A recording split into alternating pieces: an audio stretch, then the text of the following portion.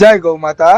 આજે તારીખ 14/1/2025 ને મકર સંક્રાંતિના પાવનકારી પર્વના રોજ રાહુલભાઈ ગર્ગના સહયોગથી કરુણા સેવક ગૌસેવા ચેરિટેબલ ટ્રસ્ટના ગૌસેવકોએ 60 ડઝન કેળા, 30 કિલો મગફળી અને 10 કિલો ટમેટા આ બધા જ ખાદ્ય સામગ્રી સુરત સોનગઢ નજીક આવેલા ગૌમુખ વિસ્તારના જંગલમાં વસતા કપિરાજોને અર્પણ કર્યું। જય ગૌ માતા, જય ગોપાલ।